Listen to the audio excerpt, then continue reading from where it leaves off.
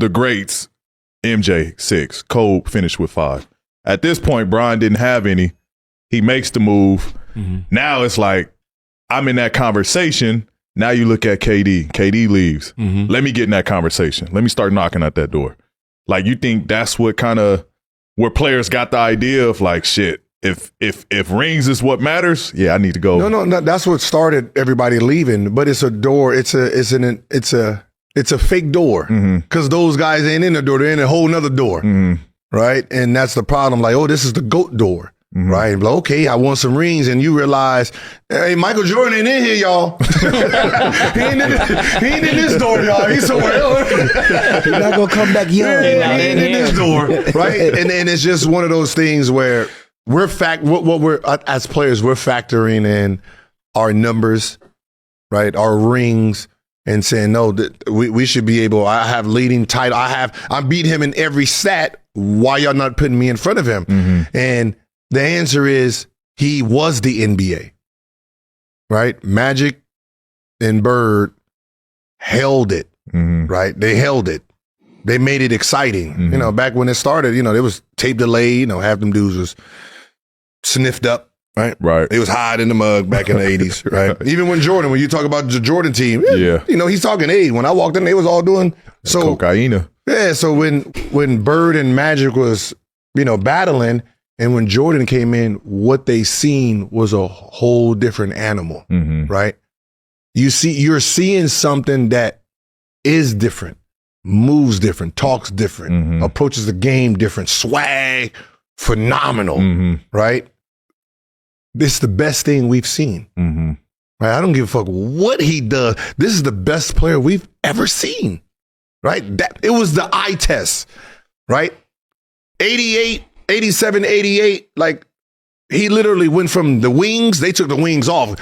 He got the logo. Yeah. They gave him a logo in 88. People don't realize that he got the logo in 88, right? They took the wings off and say, you got Jordan, right? So that whole campaign, and that is considered the greatest individual year anybody could have had. That's when he became the best player ever. There was no ring. There was rings is just what they get to use now. 6, it was just the way he did it. He carried what we have now, solo mission. It's hard to beat solo mission with stats. LeBron can win 6 rings right now. But he won solo. They're not giving it to him. Yeah. Right? You're not giving a dude who started this joint. Yeah. Right? It's just... It's tough to do. It's tough. Yeah. Like, you know, so basically everybody just fighting for second. Yeah. That's an interesting take right there. But you're talking about 88, 89, right? They're saying he's the best player in the world who's ever played this game. You got somebody with 11 rings. They're like, oh, I did it against white folks. Right? Then you have, you know, same thing with Wilt. No matter what it is, it wasn't against like 78 when it merged and you had the best in the world all in one building. That's when stats really mattered. Yeah. When everybody in the world is all together. Yeah. Right? Julius Erving, all of them, George Gervin. Yeah, now we're going to see. So when he came and like, oh, what's this? This is God right here. This him. Yeah. Right? And everybody defends him too. Like, he was doing that while being hand checked. He was doing that while no D3. Like, he was doing that while, like, everybody has the defense for why he is the greatest of all time. Speaking of MJ, you talked about y'all being one of the last teams to beat a Michael Jordan team in that 95 year. Y'all went to the finals. He came out of retirement that season. So what was that like? The conversations knowing y'all playing against the Bulls, MJ coming out of retirement, y'all got Penny, Shaq, and this is the GOAT in MJ. What was that conversation like when y'all was playing against that Bulls year, team? I mean, we were the number 1 seed in the East. So, and he had missed most of that year. You know, he was still playing baseball, hadn't come back from playing baseball or whatever yet. And so we felt with him or without him, you know, our record indicated we were exactly where we needed to be, number 1 seed in the East going into the playoffs. And so once we got to him, you know, obviously he came back and he started playing. He was wearing number 45.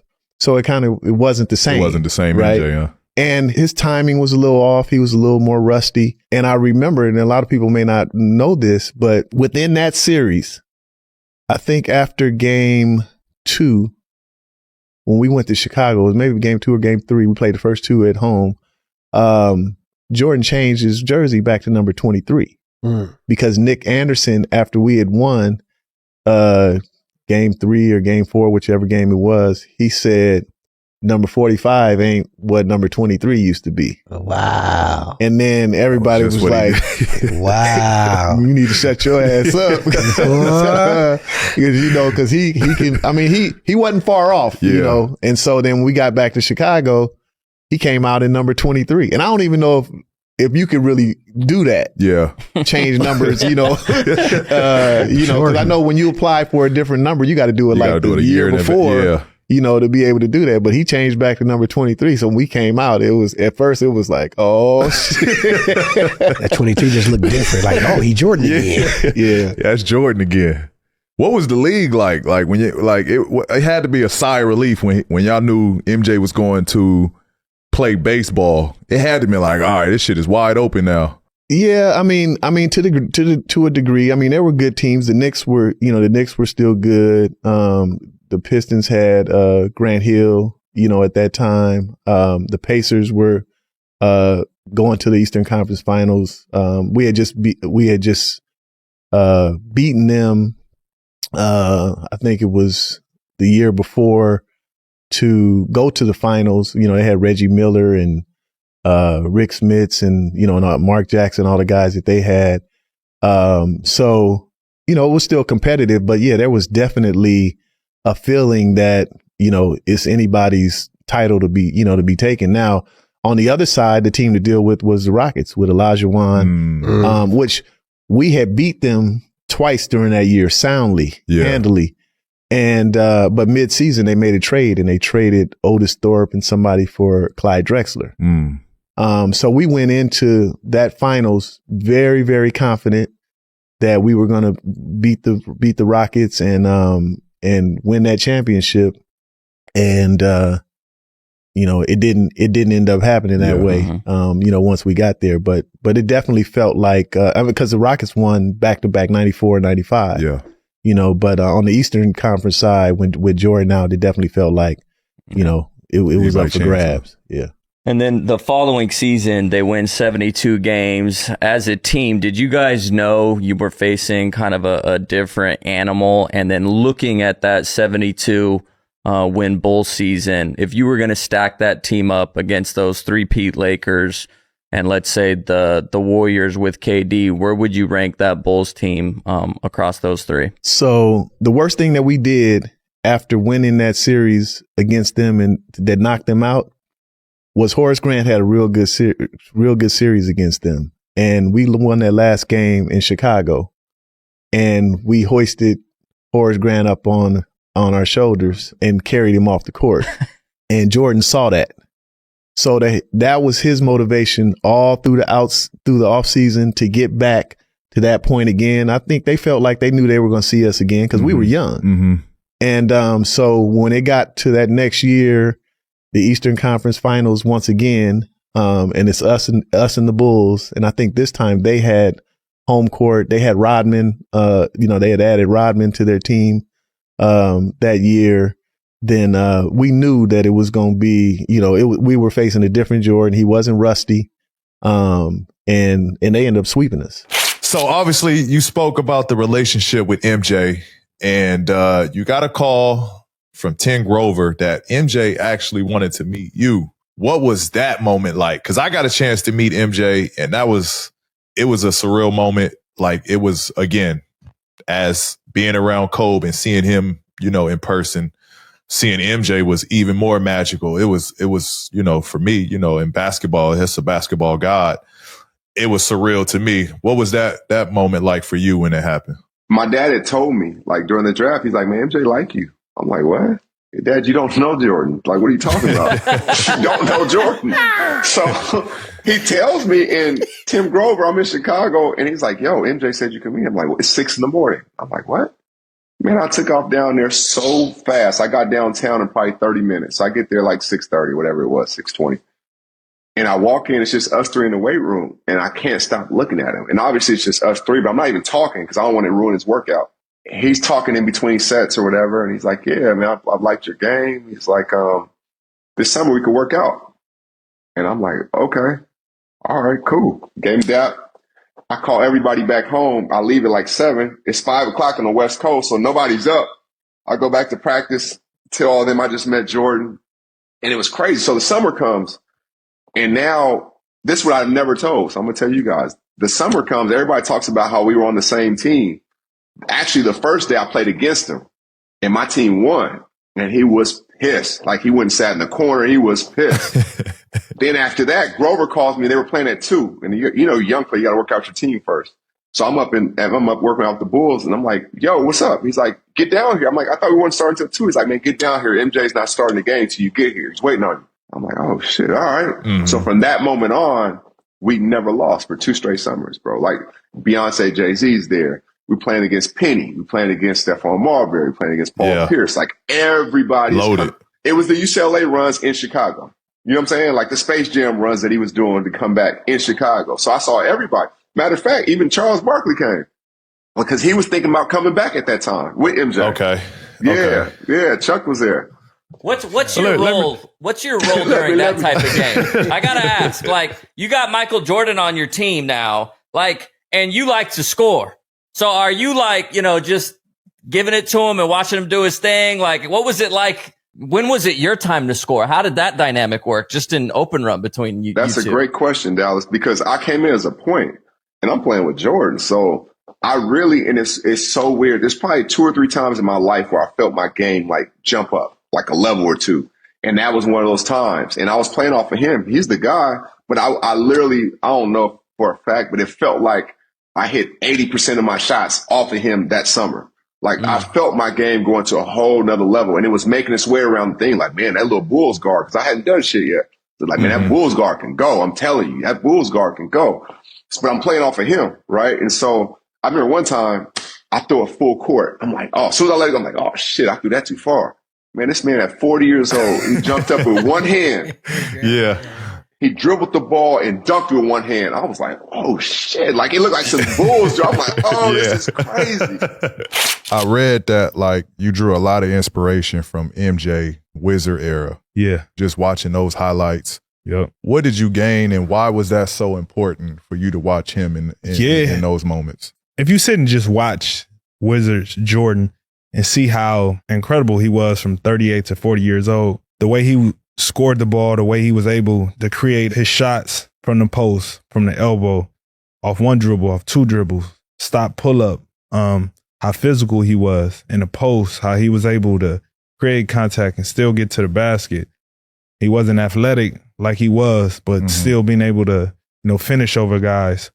It was so incredible because it was such a master of art, how simple he just made the game. It's just playing off jab steps, pump fakes. And I used to watch every bit of Wizards Jordan because it was like, if he doing this at this age, let me figure out how to master these things that he doing, because you don't see everybody doing it. Everybody want to do the dribble, double step back, all that. And it's like, nah, let me make the game simple and kill these spots and angles and using my body on a fadeaways, either shoulder. So that's one like thing that I took from Wizards Mike, because he was incredible. If you really watch him, he was incredible, man. Yeah. On a bad knee. Right. At 40 years old. It's crazy. I don't know if you guys that you say that, because I just saw a clip of Rasheed Wallace. He basically was saying he said that he was better. He was better. Michael Jordan was better with the Wizards than he was with the Bulls. And everyone was giving him like a bunch. I mean, obviously he wasn't as athletic, all those things. But to your point, had to play a different game. Did you see that clip? I ain't see that clip. See, and I've been saying this for the last couple of years. That's a crazy statement. It is. But I get what you're saying. I got what he was saying with that, but because he was just, if you just go back and watch Mike with the Wizards, he was cold. He was cold. On Michael Jordan's last game versus the Clippers in LA. Did you? You saw it? Pops took me as a little kid. I have a picture. It's you remember great. it? Yep. That's dope. Me and Billy.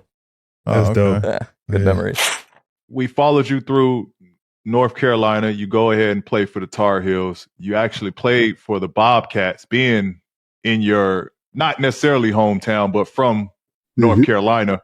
Your first 5 years of your career there, you got a chance to play with or play for MJ, and obviously you developed a relationship, you being a Tar Heel, him being a Tar Heel.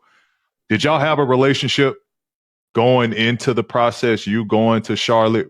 Was that the reason they brought you to Charlotte, because of the relationship you already had with MJ? Talk to us a little bit about how that relationship, but also how was he as an owner during that time with you being there? MJ as an owner is just how he is as a player, man. He was super competitive.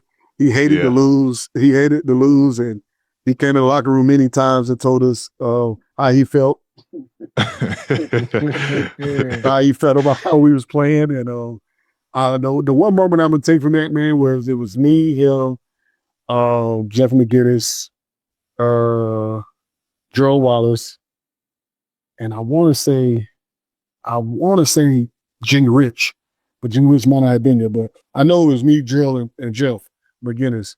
We played 1-on-1 against MJ, and when I tell you he was frying us, still had it, huh? Man, he was frying us, bro, and was talking crazy to us too, man.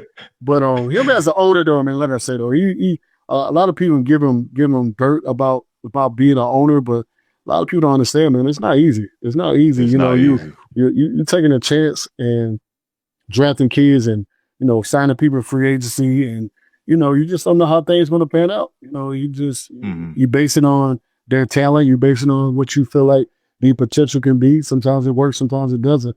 And I think he just gets a lot of scrutiny from that. And I mean, obviously he ain't gonna live up to being anything else in life outside of being the man who he is. And in a game of basketball, he's the GOAT. And especially for me, he's the GOAT. So, he can't, anything he do ain't gonna live up to that. But, and just people always got a lot of negativity to say when it comes to him as a basketball owner.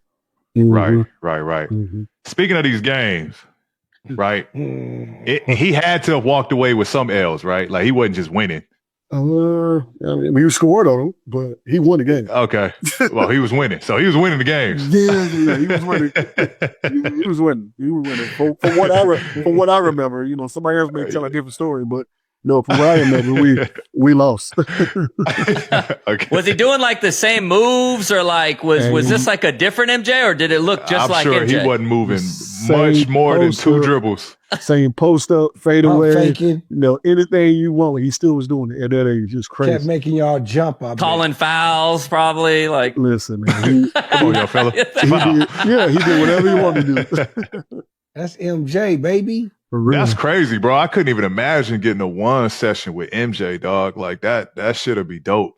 You gotta let us know what you got signed. What you have him autographed. Come on. I know you got something signed from MJ. Oh, now a jersey, yeah, for sure. Okay, make it show. Tar Heels make it show.